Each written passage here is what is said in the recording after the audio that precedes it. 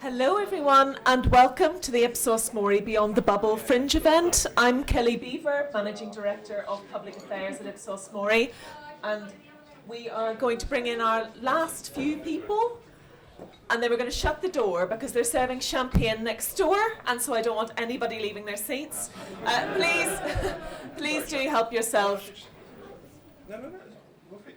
Please do help yourself to beer and wine throughout today, this evening as well, because we have to make sure that we finish it all before we head off.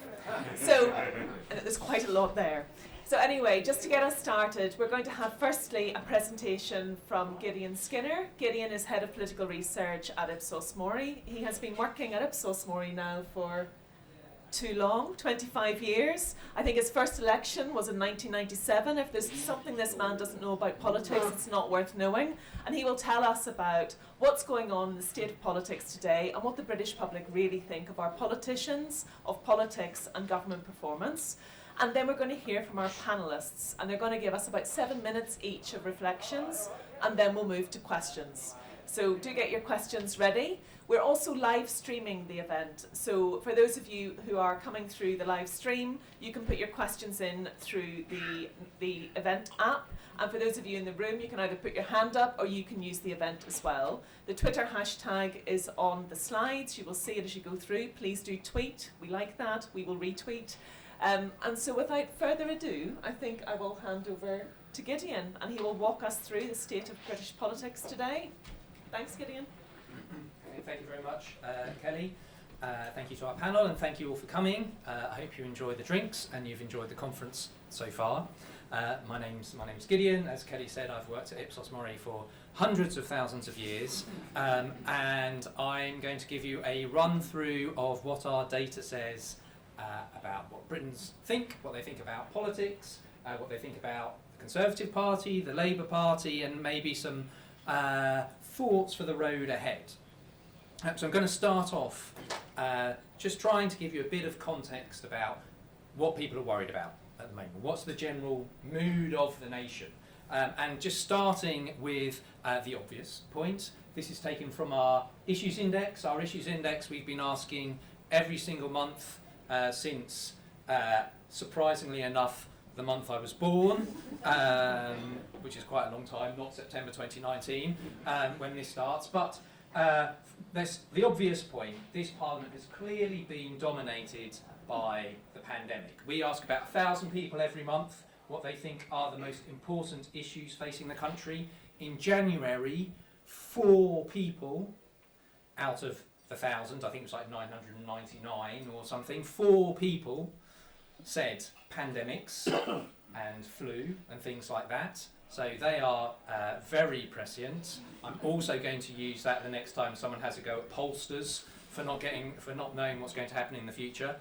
We didn't ask it the next month because a big thing happened. But then when we did ask it the following month in April, 853 people out of 1,000 mentioned the pandemic. So it's clearly been dominating everything that the public has been thinking about. But it has been dipping down in recent months. It's still seen as the most important issue facing the country, but not quite with the dominance that we saw before, and it's worth looking at what's coming up underneath. We've got concern about the NHS, which dipped quite a lot when the pandemic started, but now is back to kind of one of those perennial concerns the British public have. The economy was not a massive concern pre the pandemic, but it shot up and people have continued to be worried about it. The environment is another concern. It kind of dipped before the pandemic. Before the pandemic it was reaching record levels, but it's now going back to those record levels of concern. You've got Brexit. I won't talk loads about Brexit as we have a Brexit oracle at the far end of the panel to talk about that anyway, but it's not quite as high on the agenda, but it's still there. We've got poverty, immigration, education, crime, housing, social care rising up the agenda, all these second order issues that are going to become more important.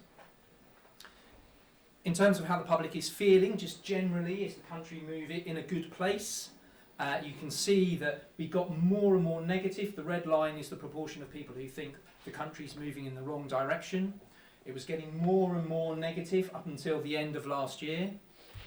We then saw a vaccine bounce as we started to get a bit more positive again. But that's pretty much disappeared and we're back where we were.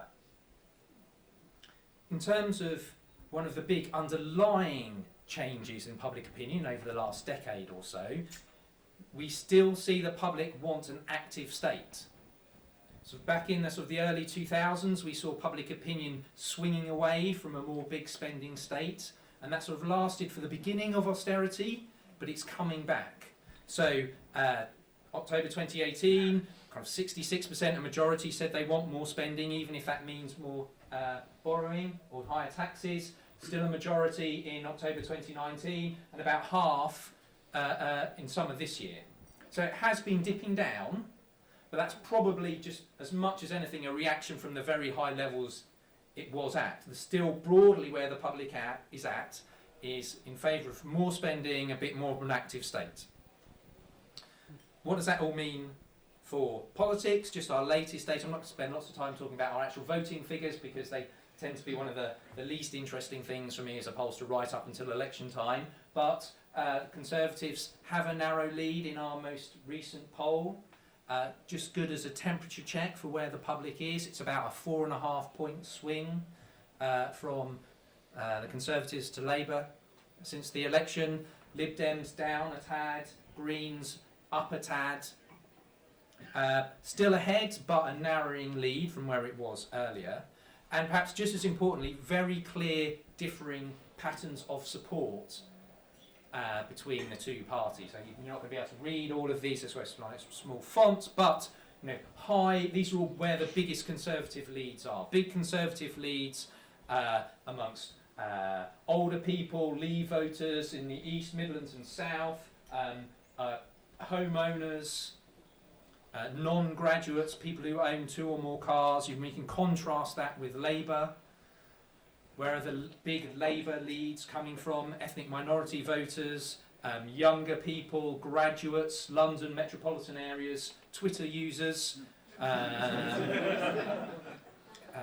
Obligatory Twitter is not Britain point. There is a slightly more serious point here that on some of those, particularly on age has become the big dividing line between the parties, perhaps in the way that class was 30, 40 years ago, and that dividing line is becoming more and more extreme.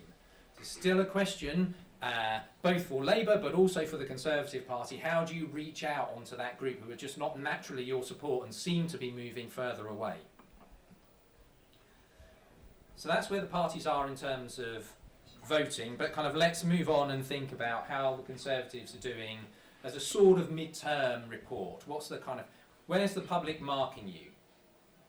Where are you doing well? And I'll start off with, and then I'll come back to maybe where you could do a bit better. First point, generally, Conservative supporters themselves pretty happy with how it's going. 3/4 of Conservative voters happy with Boris Johnson. As context, for Keir Starmer, that's about 40%. So Boris Johnson is doing about twice as well amongst Conservative voters as Keir Starmer is doing amongst Labour voters. As an aside, it's not only Boris Johnson, of course, who's doing well amongst his party. Rishi Sunak and others still getting very good scores. Rishi Sunak's scores have been dipping down over the last few months, but they're still pretty high. They're kind of pretty good for a politician. We can also look at how well the government as a whole is performing and compare it with our historical trends. I mean, these were started by Bob Worcester back in 1978, I think was the very first one, so we can see how satisfaction with the government is doing after a couple of years compared with other governments a couple of years in. And actually, still got more negative than positive views for Boris Johnson's government, but the only government that's done better at this stage is Tony Blair's government during his 97 to 99 honeymoon. And clearly, some of those governments underneath Boris Johnson's government went on to win elections. What's underpinning that? I'm going to come back to this slide later on, but what's underpinning that is where you're getting the credit clearly on vaccines. More generally, still more positive than negative about the government's handling of COVID.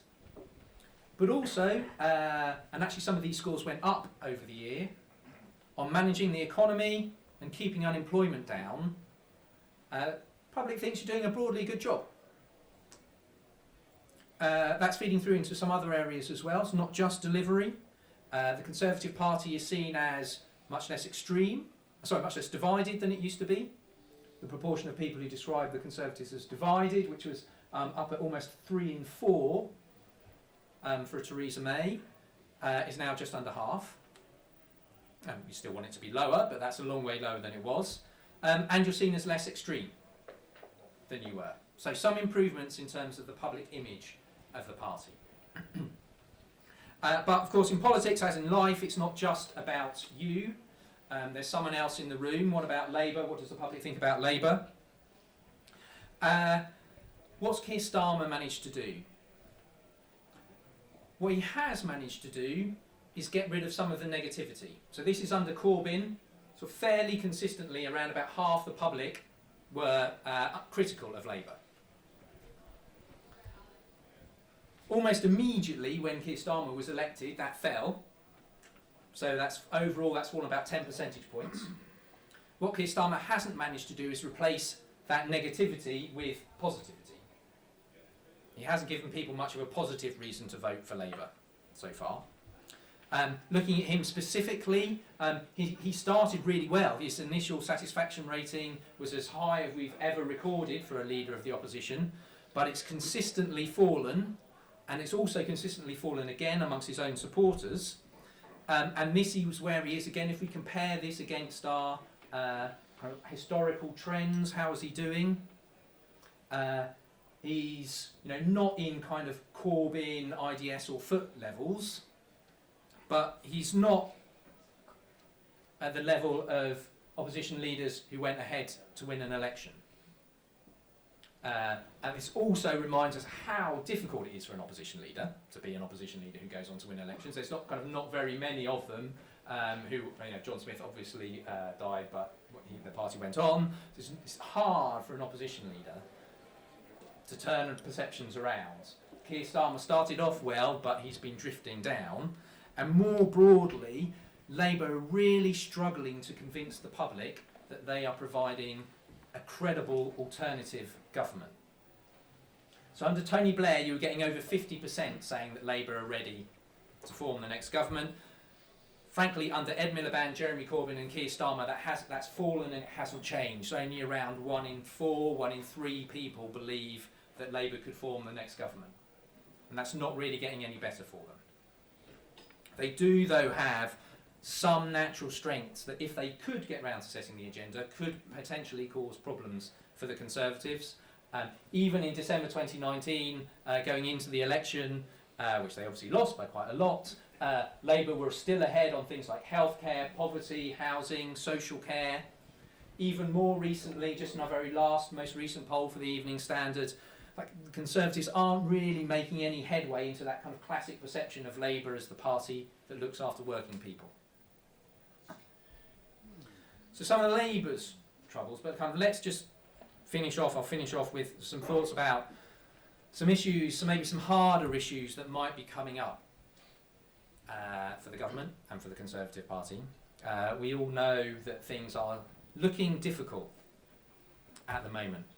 Let's look at economic optimism. We've tracked this for a long time. I've just taken it since 2010. It's quite instructive, I think, to see what happens with economic optimism under Cameron and Osborne.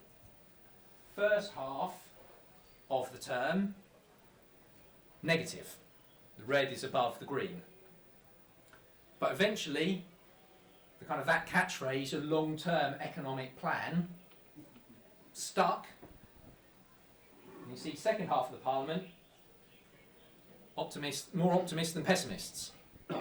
Since then, that's, you can forget, that's pretty consistently getting worse. Then it got even more worse under the pandemic, but that's pretty consistently getting bad in terms of economic pessimism up until the end of last year. Very recently, we saw a brief bump with the vaccine bounce, but it's got worse again. almost twice as well. 44% think the economy is going to get worse, 29% think it's going to get better.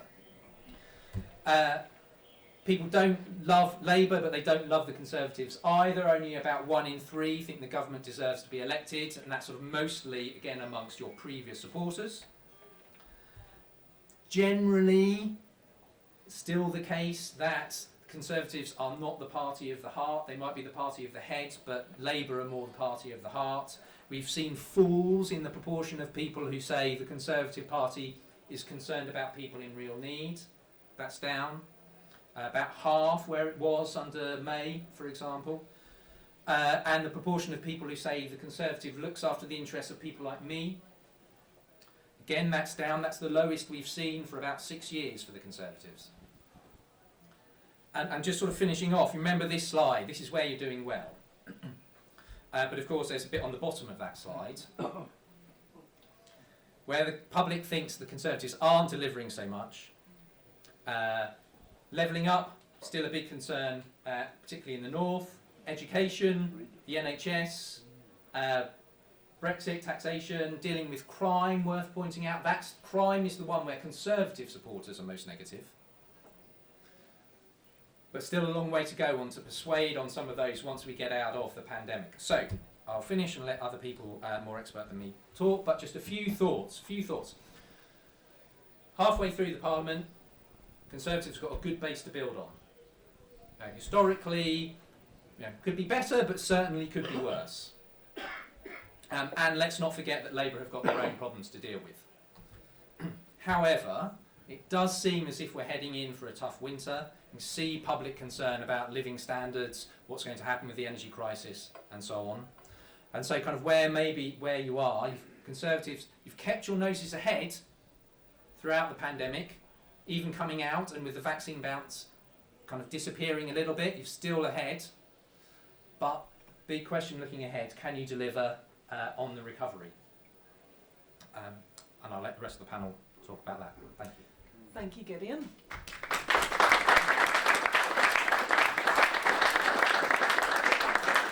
So, as always, a very balanced and objective marking of the scorecard from Gideon Skinner. And we're going to go to our panellists now, and I'm delighted to have with us Matt Warman, MP. Matt is MP for Boston and Skegness and has been so since 2015.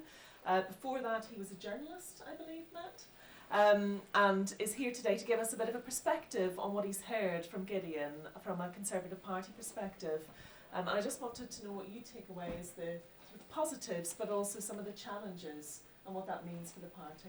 Lovely. Well, thank you so much. How nice to see such a full room. Although that's Wine. I have that effect. Don't worry. And this event is called Beyond the Bubble.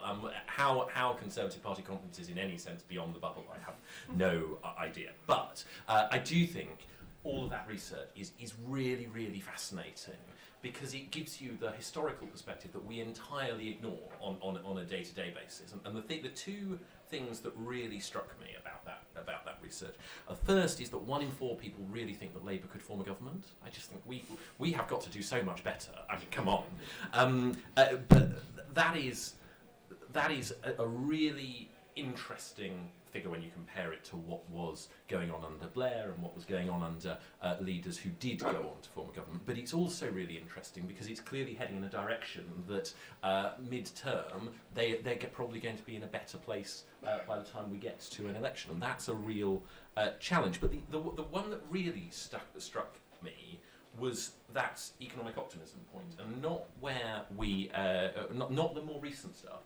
Actually, where it crossed in 2013. That was the moment where the coalition had taken all of the really, really tough decisions around the consequences of the economic crash. It was where the government was doing really, really tough things, and where the government was saying, by the way, things are going to get worse.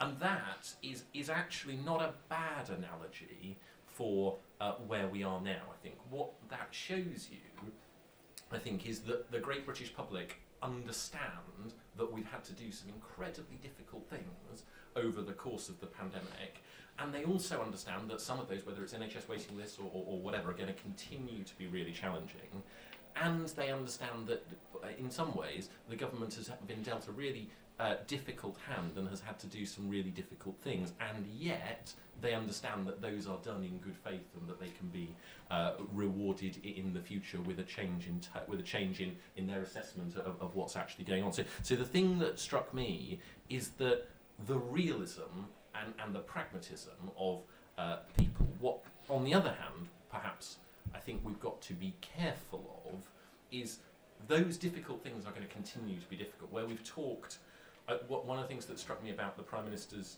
performance at the dispatch box when he was talking about the new social care and NHS funding was he was really explicit. He said, I am breaking a manifesto commitment and it pains me to do it. It would have been the traditional political model is that speech does not acknowledge that you're breaking a manifesto commitment. Everyone would assume that that's the point where you obfuscate, where you don't answer the question.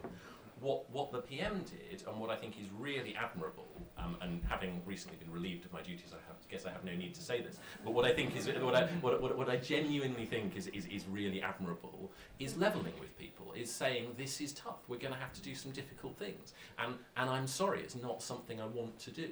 And that is a kind of honesty that is certainly out of tune with the perception of most politicians. And I think that is something that, if I were a pollster, I would be interested in whether the public will continue to reward that, will continue to understand that. But I think it bodes really well for the future, because we're going to have to do some tough things. And those tough things are going to mean that the country will get to a better place, and that's the right thing to do, and that's what Cameron and Osborne did. But it's going to be tough, and I think levelling with people is a really important thing. I hope that it will get reflected in polls in exactly the same way as those lines crossed in 2013, and we go on to, I suppose you could think of Cameron as increasing the Conservative vote, so maybe a majority of 80 plus is in the sunlit uplands. Very wishful thinking. Thanks very much for that. So now we're going to move on and hear from Charlotte Ivers. So Charlotte is a political correspondent at Times Radio, and she talks about all things politics. She was also a columnist for the Sunday Times earlier this year, definitely worth a read. And she was previously political correspondent for Talk Radio. So Charlotte, do you want to give us your reflections on what you've heard? Absolutely. So thank you so much for having me here this evening. I feel distinctly underqualified, given we've got lots of people here who have these huge amounts of data, huge amount of academic experience. Also Matt Warman, a man whose life and livelihood depends on the public continuing to like him. So he does actually have a personal investment in a way that I don't. As long as people vaguely listen, they don't have to like me, they just have to keep listening.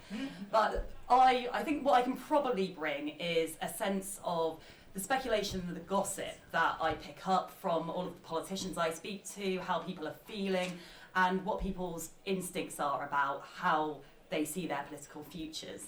I think at the moment, the real thing I've been picking up from this conference is that no one really knows how we're going to look back on it in a year's time. Either this is one of the first big events in the new, beautiful sunlit uplands world where we all can cram into rooms and have a lovely time and drink white wine, or this is the last days of Rome and things are about to become terrible over the winter and there is going to be a collapse in the government's poll ratings, but worse than that, the country is going to be in an extremely tricky position. So the question, I suppose, leaving aside whether the country does end up in a horrible position, is if it does that stick to Boris Johnson? And at the moment, he is Teflon. Look at all the things that are going on in the country at the moment. I hesitate to mention a rival company, but YouGov had a poll out last week, and it essentially asked who was to blame for the fact that there are these queues outside petrol stations, and 23% of people said it was the government.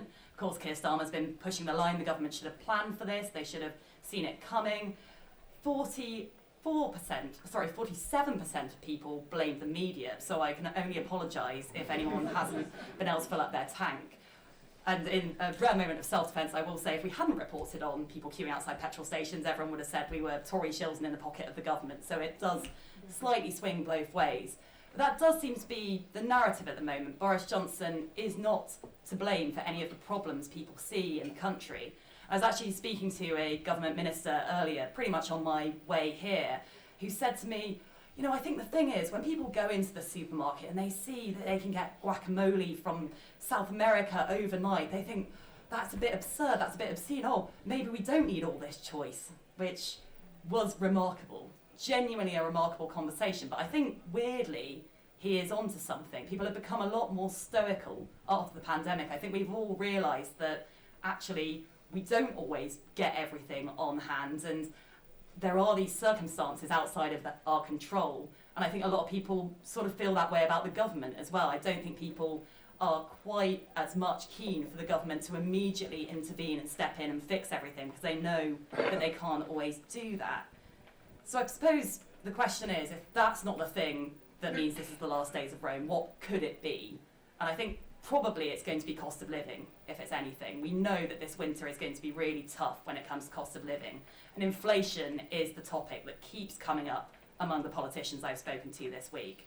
Everyone is really concerned. If inflation does hit 4%, as the Bank of England are predicting, could even go to 5%, then that is going to make a real dent in people's pockets. And we know that people vote for any number of different reasons, but when it really comes down to it, if you are feeling worse off under a given government, we know that is probably the most major determining factor of which way you're going to vote.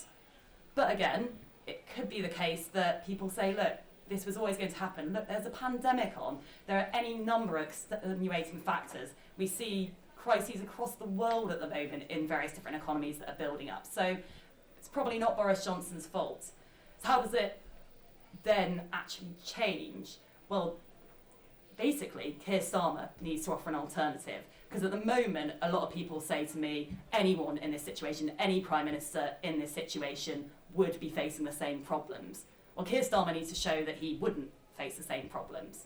And at the moment, as you've seen from these numbers, clearly that is not happening for Keir Starmer. He has got a long, long way to go to prove that he is a viable alternative to Boris Johnson.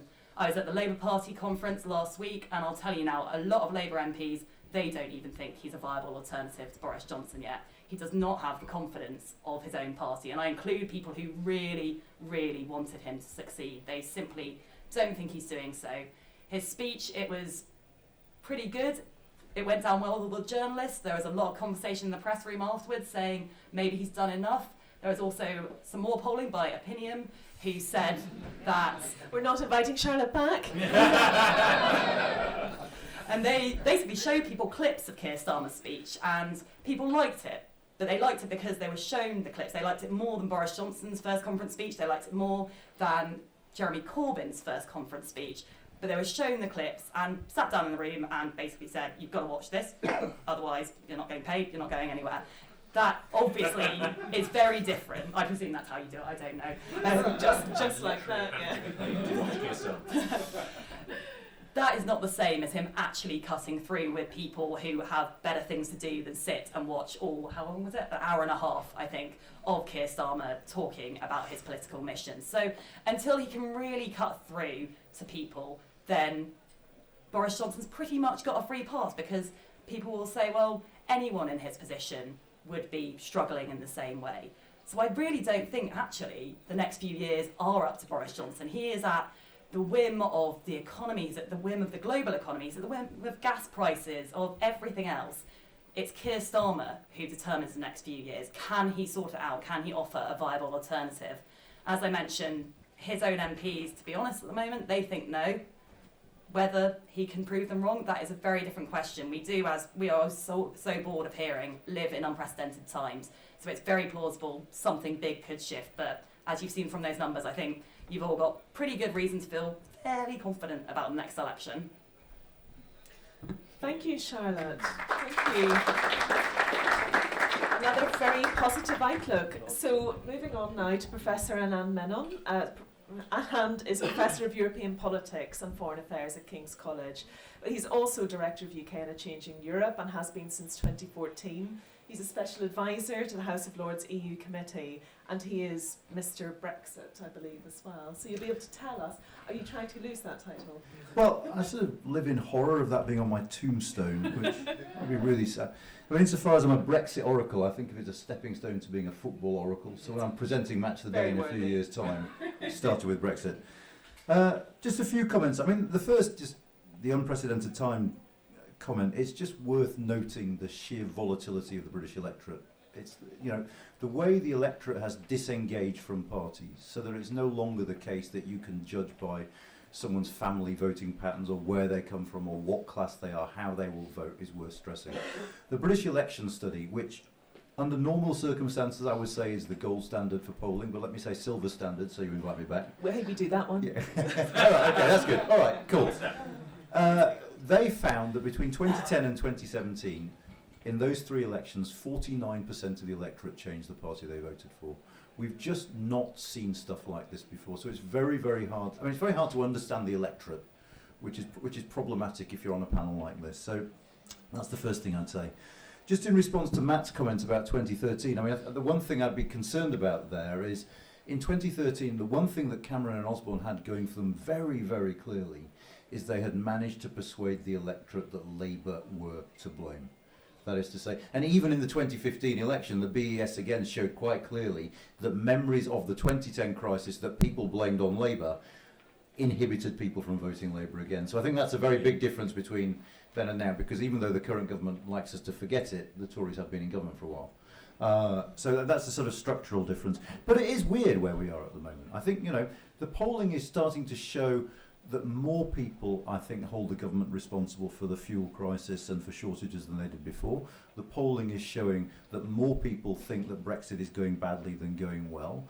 But, as we saw in the presentation, despite all of that, this is a government that defies the laws of political gravity and is still ahead in the polls. So we've got to rethink some of the things we took for granted. I think we probably have to rethink certainly what I used to think about the relationship between economics and politics, that people would automatically vote for what they thought was in their economic best interests.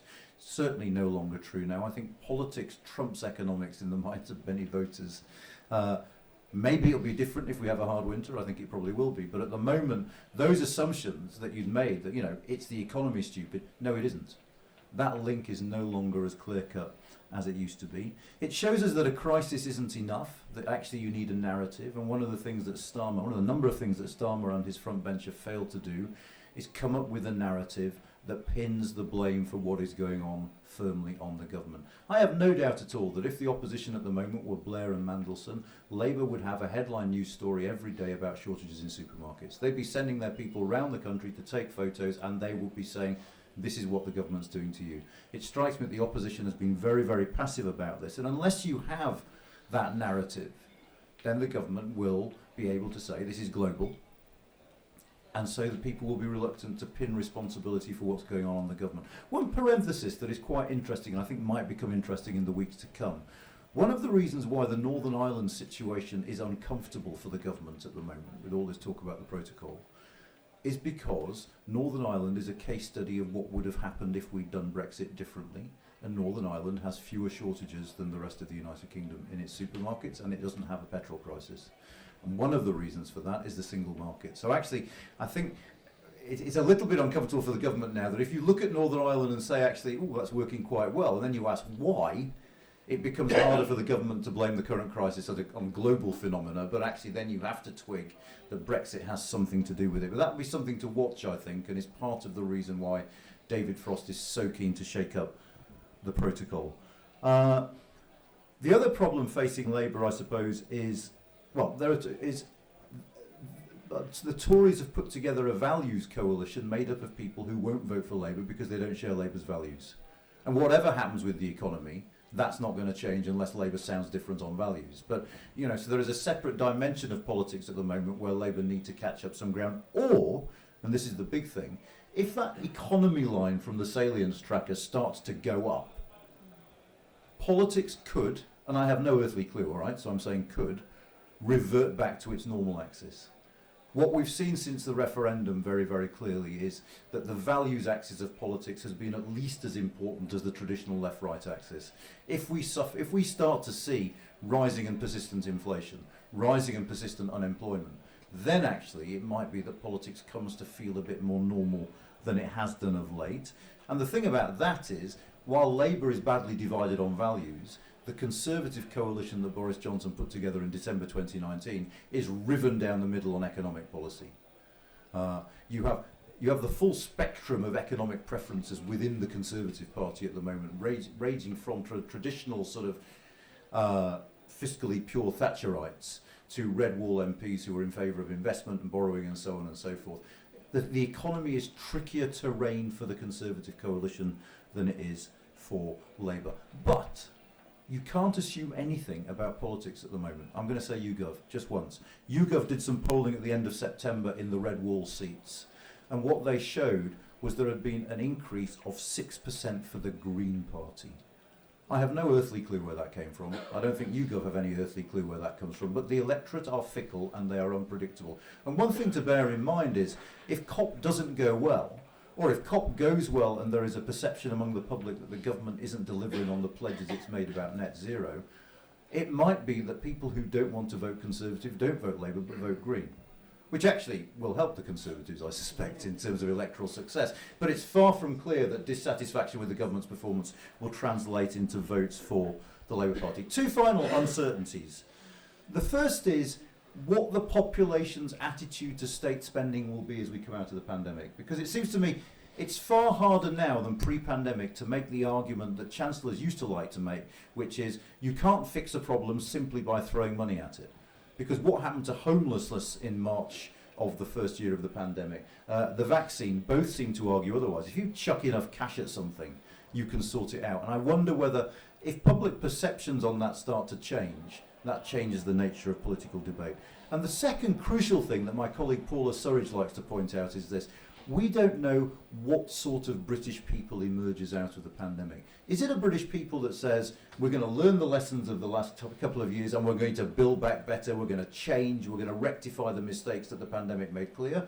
Or is it a British public that comes out of this and thinks, all I want is my old life back? I want things to be like they used to be. I want to be able to go to the pub, go to restaurants, and actually all this sort of build back better stuff can wait. I just want normality back.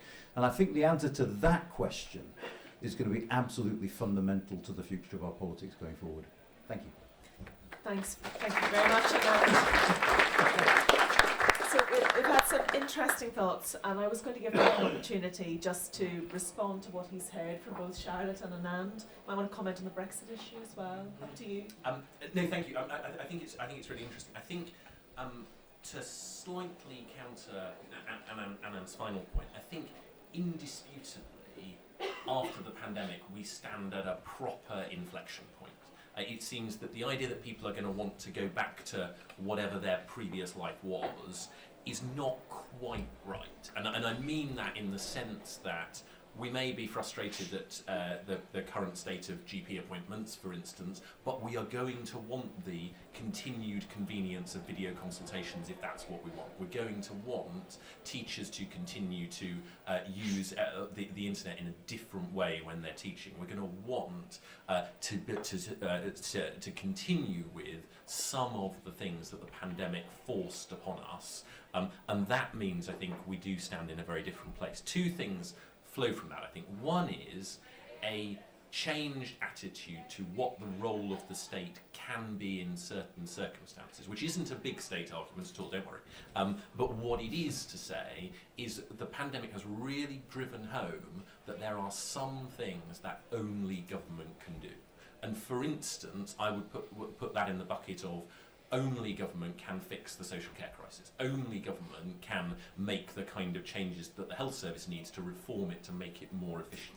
Those are things that do cost money, and I think the public's attitude will continue to be that they want the government to address those. What interests me about that is that whether that is crime or whether that is the number of doctors, those are the issues that we went into the 2019 election saying we would address. So if the pandemic underlines the need for more doctors in the health service, that is an issue on which we won the 2019 election. We were saying we acknowledge there need to be more nurses, more doctors. So I think there is a track record that you can point to that says not only are we the party that is able to fix the problems that we face, and you've got to look at what the record in the pandemic to demonstrate some of that, but also the issues that people tell us are the ones that we have been saying are the issues prior to the pandemic. So there's a track record on which to build, I think. I think that is one of the many reasons to be positive.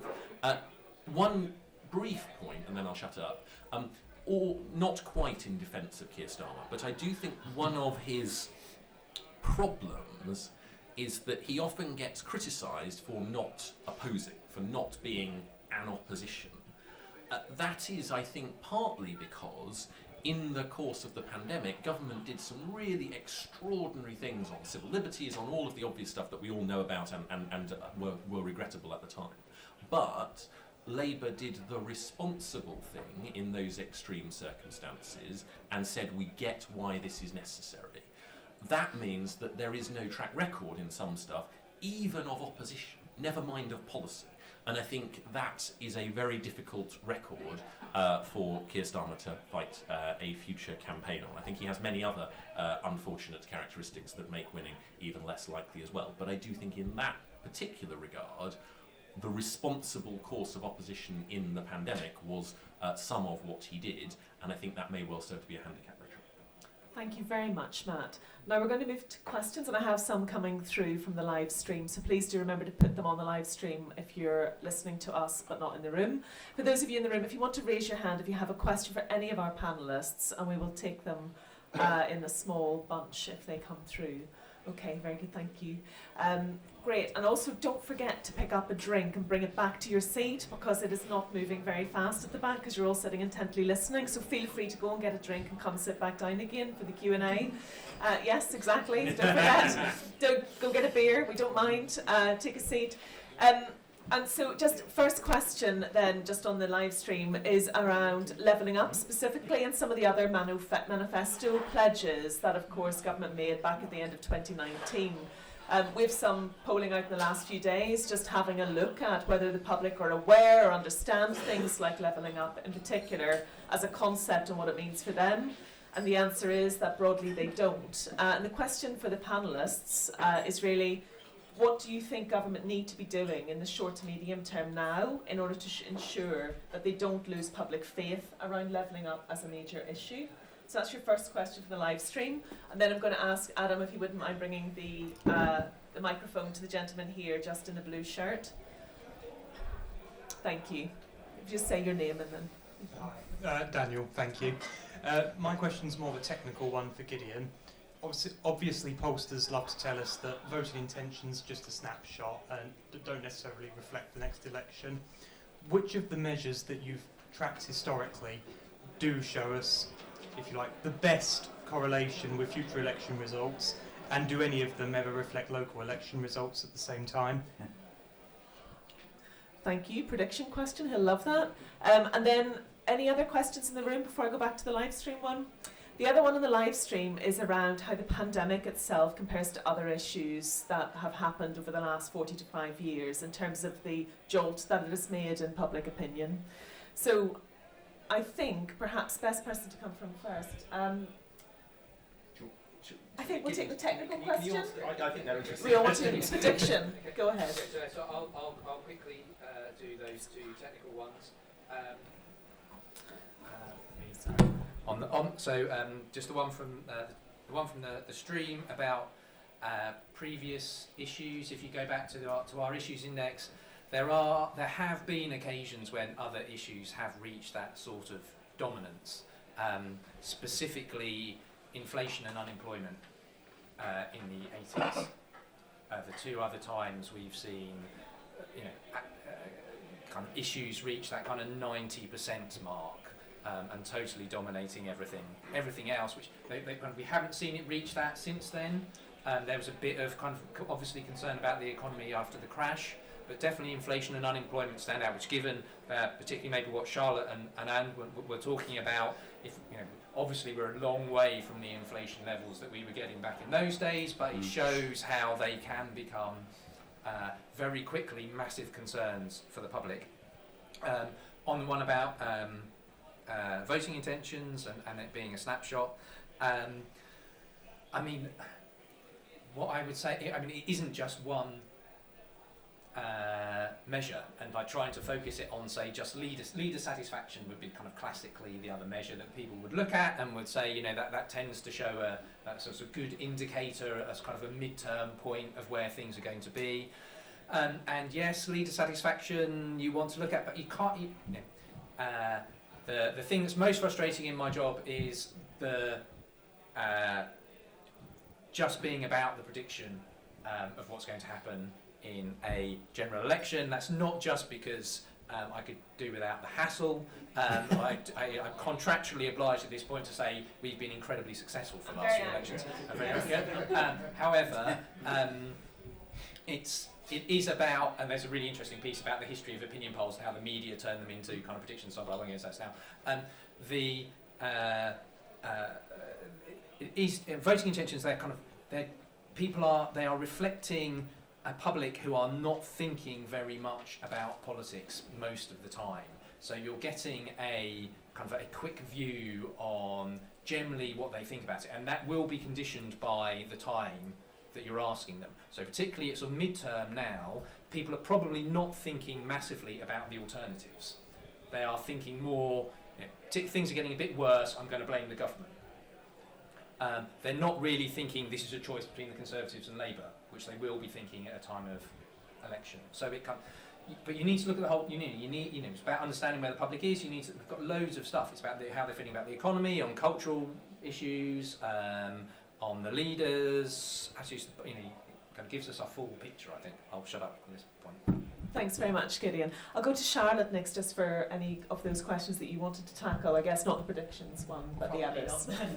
So on levelling up, I think that one is fascinating because the joke in Westminster pretty much since the last election has been no one knows what levelling up means. And when Neil O'Brien got put in the new department for levelling up, everyone said, great, he's the smart man, he has the ideas, he is going to finally tell us what levelling up means. And I don't know if any of you were at Michael Gove's speech yesterday, but it was light on the old detail. It was full of these lovely ideas about being the best country to dream in and the best country to love in and all that jazz, but there was not much in the way of solid policy, giving back power to local communities, and then an awful lot on investment. And I think the big concern I'm picking up from a lot of Conservative MPs, yes, those on the right of the party, but actually across the whole of the party, is about dividing lines going into the next election. Because if you want a party that's going to spend lots of public money, if you want a party that's going to be good for public services, you're probably going to vote for the Labour Party traditionally.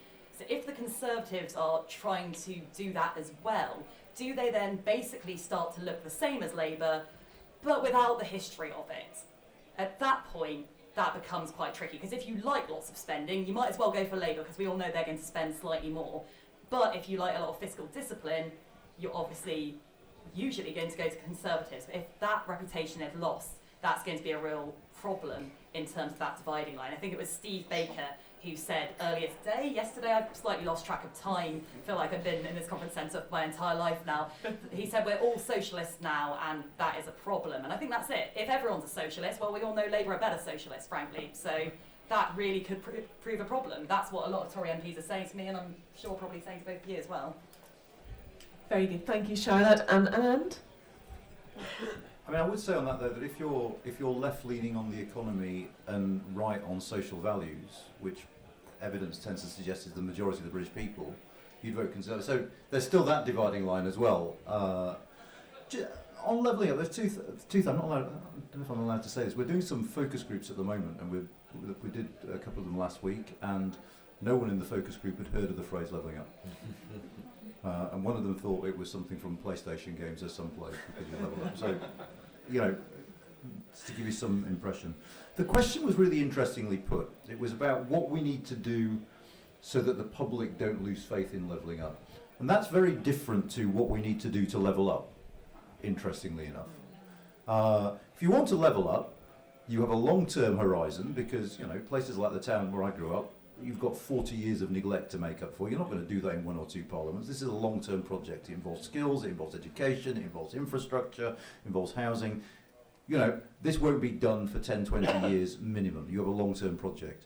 If you want to keep the faith of the people in the red wall seats who voted for you, you probably splash a little bit of cash, you sprinkle it around gradually so that parks become nicer and safer, so that high streets have less boarded up shops, so that places have less litter. And I know this all sounds trivial, but if you do any focus groups in these regions, these are the things that matter. And I suspect, precisely because these places have had 40 years of neglect, then actually that will probably be enough. So in a curious way, doing what it takes to keep those voters happy is probably diverting cash away from doing things it would take to make those places genuinely levelled up.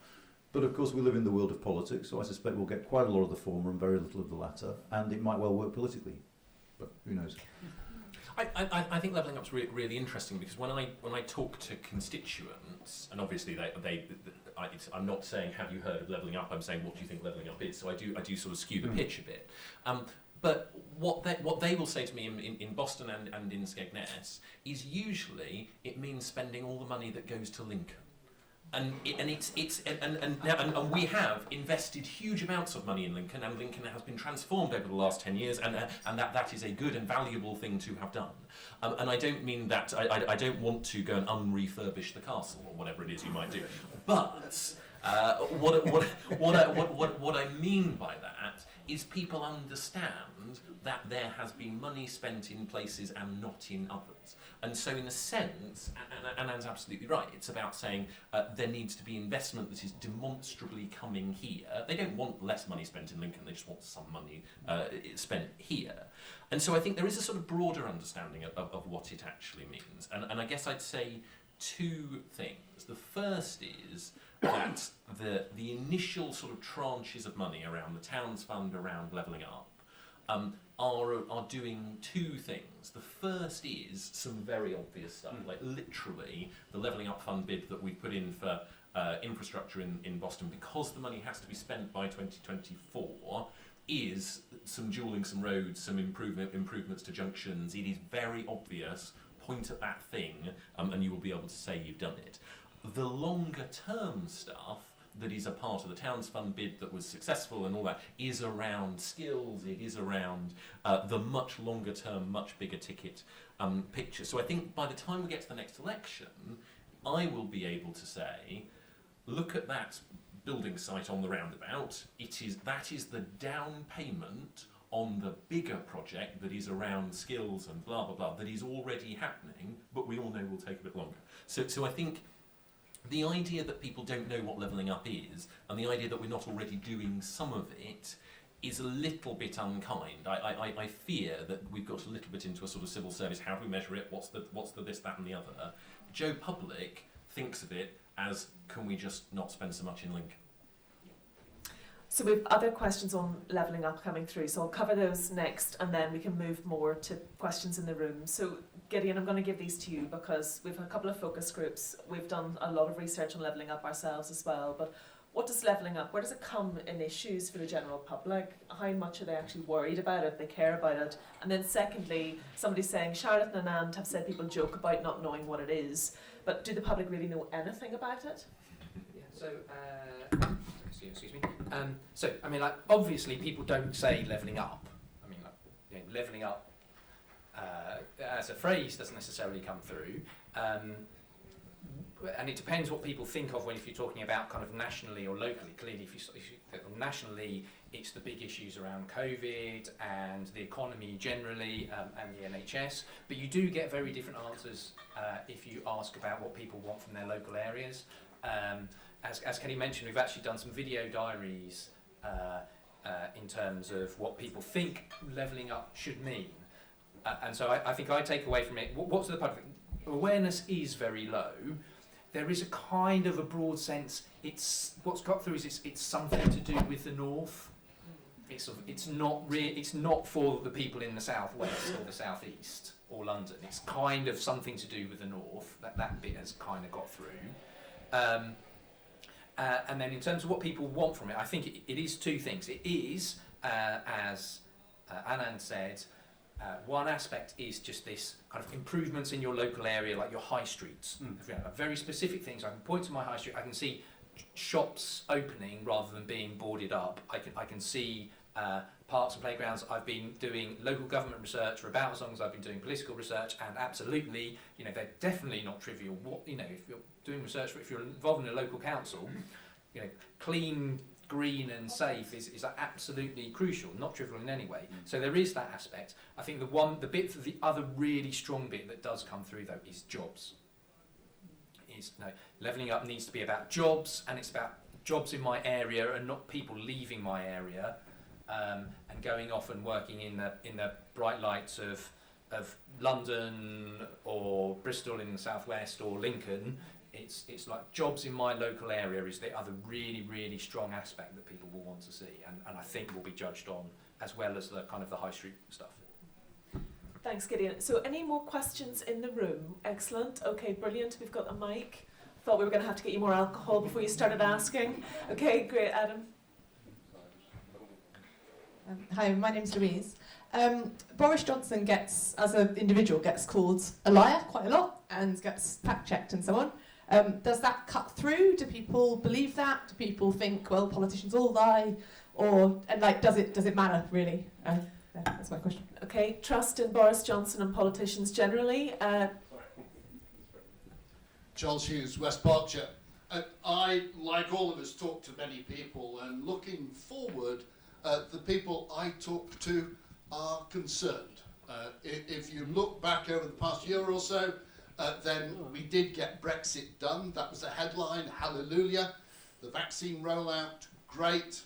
The job situation, furlough scheme, so on, looking very positive. But we do have queues at garages. We do have empty shelves. Where is this heading? Why do we have 100,000 shortage of HGV drivers? Why do we let Extinction Rebellion continuously block the motorways? Why do we continue to allow thousands of immigrants to pour across the channel? Why are we pouring tens of millions into France and nothing's happening? Why do we see inflation going up and Andrew Bailey keeps putting back the deadline for inflation to start coming down? Why do we have an economy that is potentially precarious?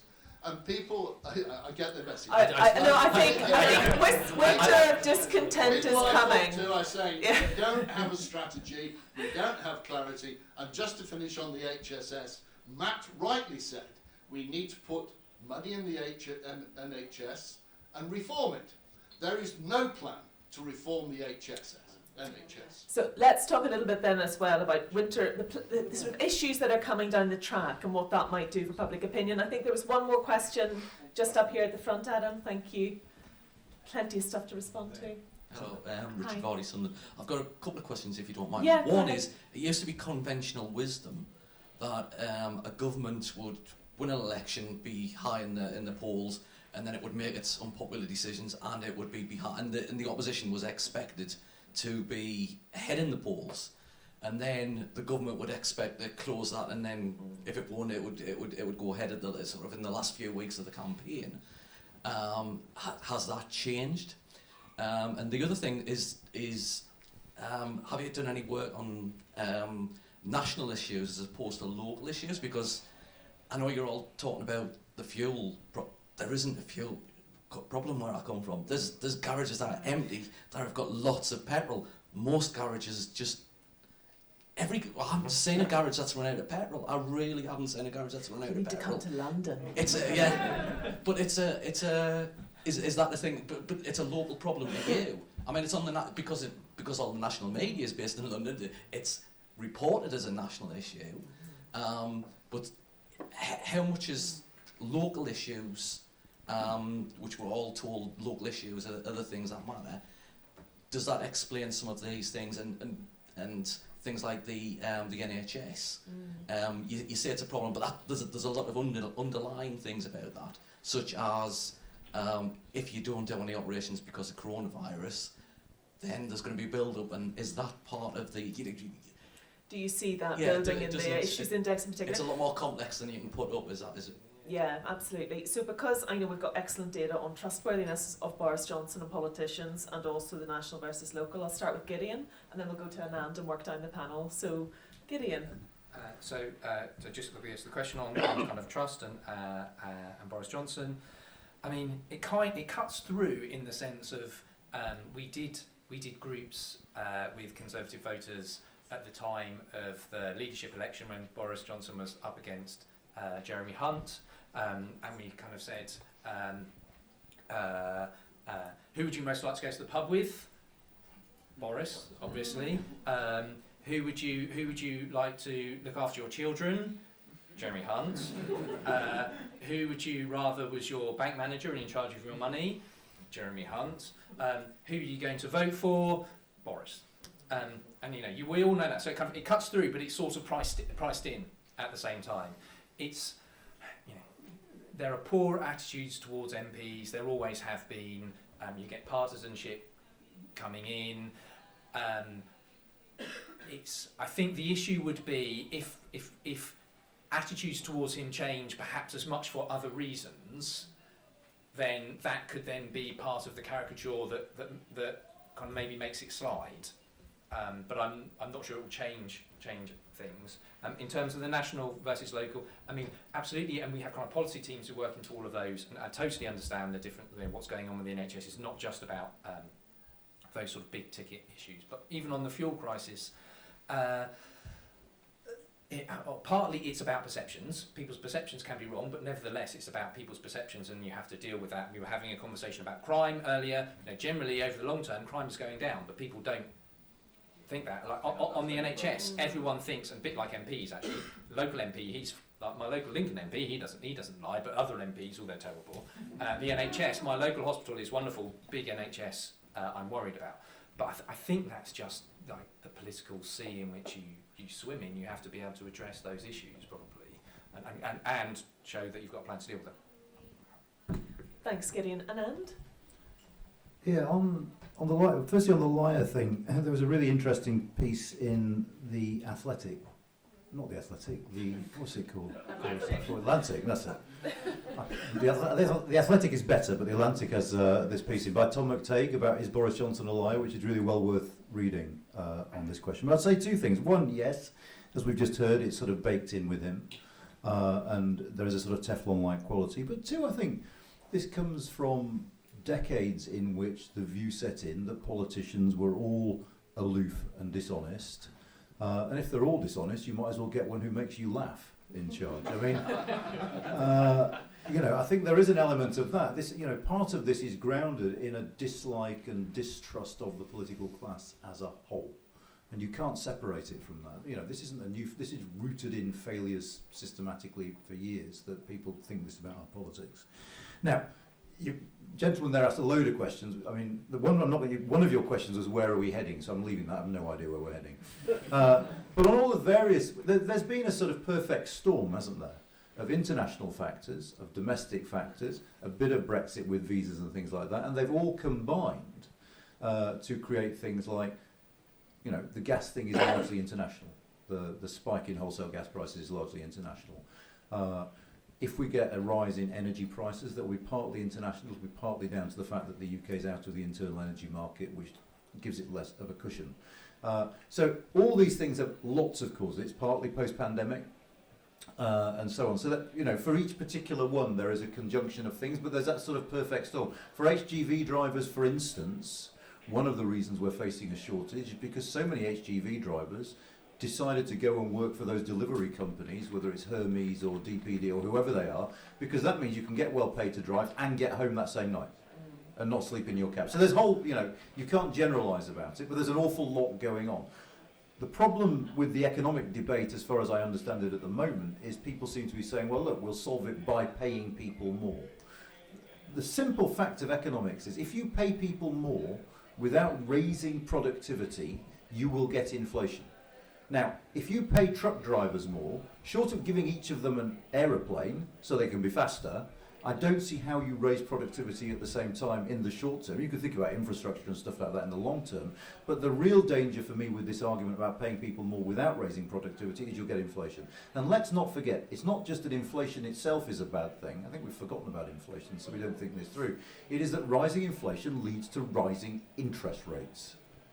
And there are an awful lot of people in this country with an awful lot of debt taken out when they thought interest rates were low and were, as we always think when something's of the moment, going to stay low forever. And that's, I think, the politically toxic thing about the economics of the moment. On the electoral cycles, yeah, forget everything you ever knew. I mean, you know, it's all different now, and I wouldn't like to hazard a guess about how these things work. But politics is so It's so bloody weird at the moment, I just don't know. Some more questions just at the front of the room. A lady here up to the left, Adam, if that's okay. And then we have a couple more coming through. If you want to raise your hand, if you've got a question at all, please do now. Go ahead. Hi. Cheryl from the Daily Telegraph. I guess my question is, what does the panel make of the charge that this government is too obsessed with polling? It seems to be veering from its core conservative principles and perhaps even better judgment if you think about the Prime Minister being a professed libertarian. And especially because polling does reveal certain paradoxes on quite a basic level. For example, that people want both lower taxes for themselves and higher spending, and people both think that the NHS is tremendously wasteful, but it also needs more money. Is that an unfair assessment of this government? If you look at previous governments as well, Tony Blair. Good question. Okay, perfect. Any other questions in the room before I just run through some of the others on the online? Okay, so yes, sorry, gentleman at the front. Just say, Jim Morris, apologies. I worked for the NHS for about 40, 50 years. You won't reform it. But what you could do is get it to do the job that it was set up to do and prevent disease. And then you'd save a lot of money. So that's what I think the Conservative government ought to do. Push for prevention. And there are ways of doing it, but push for prevention. Okay? Thank you very much. Okay, so the questions coming through in the chat are about immigration. Does anyone outside of Tory members really care about immigration is the specific question, but I think we can go broader and who cares and what the government need to be considering around people's views on immigration. Then we have the question in the room around, is the government too obsessed with polling? And then a final question, which we'll finish on, just building on your question, what's your favourite stat from the presentation? Which is an actual question, I haven't made it up. So I'm going to actually go to, I think Anand, are you okay to kick off? Immigration, a little bit on obsessiveness with polling, and then your favourite stat. And then we'll have drinks. I don't see how a politician can be too obsessed with polling. I mean, their job is to win the elections. So, in a sense, I think you can't criticise them for watching that kind of thing. And if I were a politician, I'd say I need to win to be able to do all the good that I want to do. So, and if you genuinely believe that you're there to do good, if you genuinely believe that your opponents are going to screw it up, then actually you could argue convincingly from that, at least in your own head, that it's in the national interest that you're obsessed with polling. So I think, politicians are obsessed with polling, apart from maybe Jeremy Corbyn, who wasn't. So set it as low as possible. Yes. On prevention, I tell you what, two party conferences in 2 weeks after no live events, and my voice is about to give. I agree absolutely, but do bear in mind it was a central plank of Keir Starmer's conference speech, the move to prevention for the NHS. So there's nothing wrong with nicking things, but just to flag it, that is a Labour Party priority. But I absolutely agree, you could save a load of money and improve the health of the nation by focusing more on prevention. On immigration, there's a really interesting story here, which is that the British people have become far more liberal on immigration since the referendum.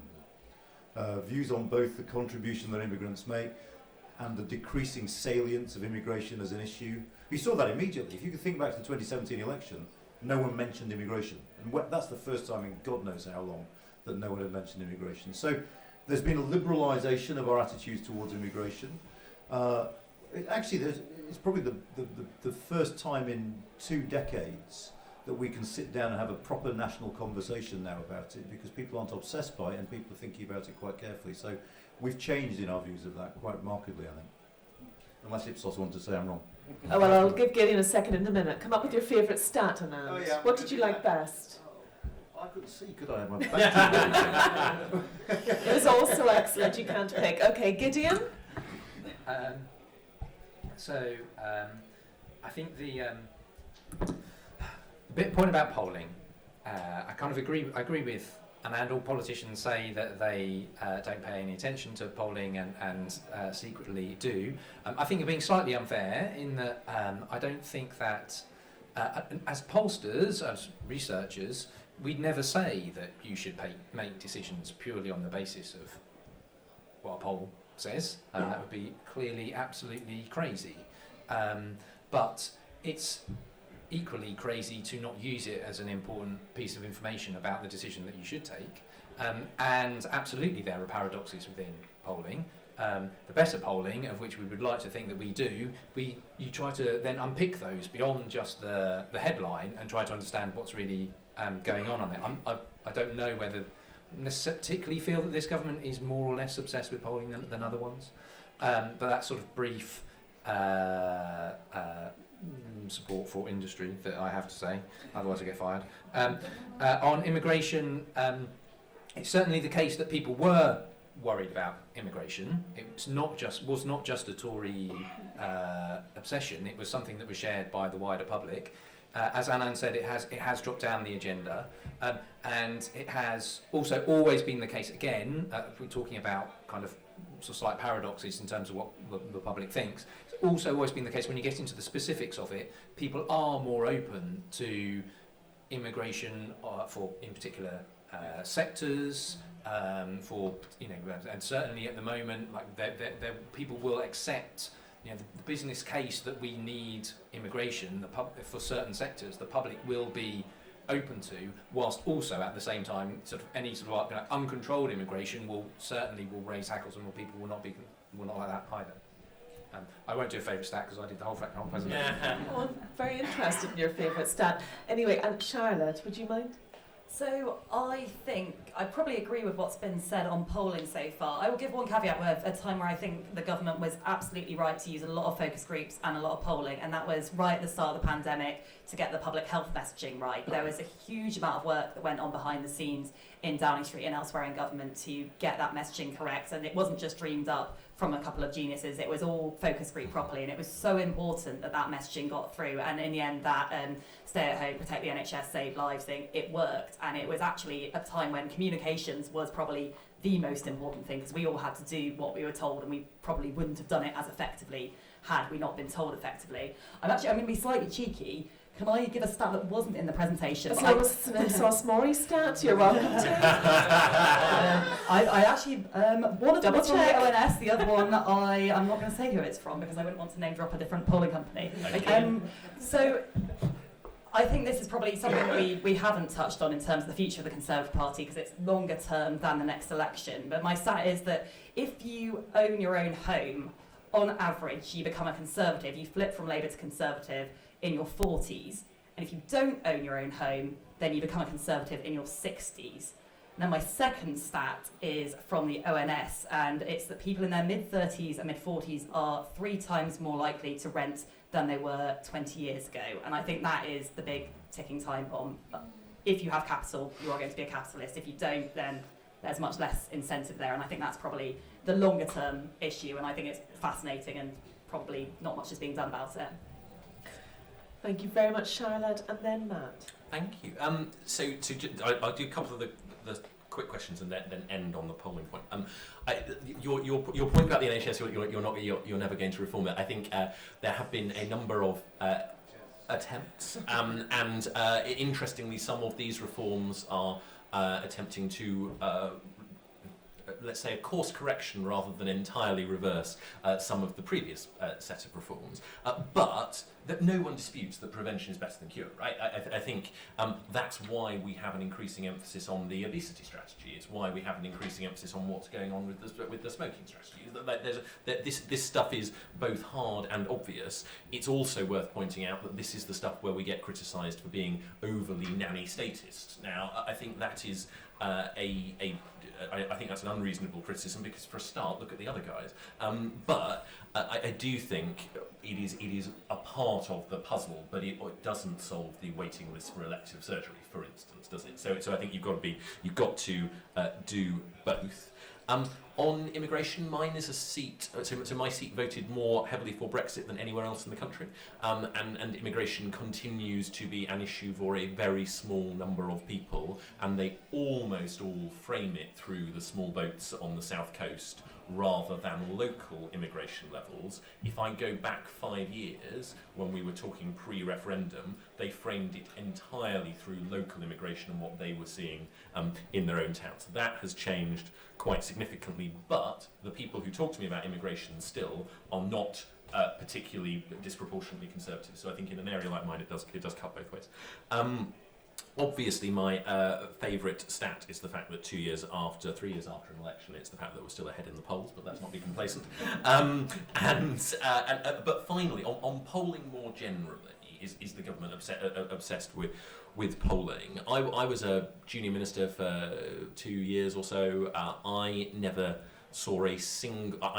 did a single thing as a result of an opinion poll, and I never saw an opinion poll relating specifically to my areas. I was doing stuff around, partially around the broadband rollout. Now, partly there's no point looking at polling because everyone wants the internet. But some of the stuff I was doing was around cybersecurity, it was around digital skills, it was around the removal of Huawei from telecoms networks, it was around politically salient stuff. And I guess the only thing I would say was that Nicky Morgan, when she was my boss, Oliver Dowden, when he was my boss, the Prime Minister, were wanting to do this stuff and were wanting me to do this stuff because they sincerely felt that it was the right thing to be doing for the country. And I think that's actually the case far more often for politicians at the top of the leaderboard in this country than they get given credit for. And I think we should bear in mind that opinion polls are a really important tool, but we are elected for values and we are elected for an ambition for this country, and we shouldn't lose sight of that, because that's what gets people excited when you're knocking on doors and saying this is why you should vote for me. I've never knocked on anyone's door and said, you know what, I've got a poll here that says I should do this. If I do it, will you vote for me? And the moment we start doing that, I guess the local seat will be looking for a different MP. Thank you very much. Thank you, Matt. Thank you to everybody who has attended this afternoon's event. I think just a few reflections, if I may. So it's not a bad scorecard at the midterm stage, as you can see, and there are lots of things to be optimistic about, especially given some of the challenges this government has faced over the last 2 years in particular. But in 2019, there were a number of manifesto pledges made, and now the public will be watching, and they will be watching closely about how well they're executed and delivered. And it clearly looks like there are some choppy waters ahead this winter. So we will continue to poll, but we do a lot of other things, Matt, just so you're aware, including a lot of research into cybercrime, etc. So I think there will be lots of interesting movements in the polls over the winter, and it will be interesting to see how the public react to how the government act. I want to thank you in the room for participating today and for asking your questions and drinking the wine. I want to thank those of you who are joining us over the live stream as well. And mostly I want to thank our panel. So thank you to Gideon, to Matt, to Charlotte, to Anand for all the contributions this afternoon.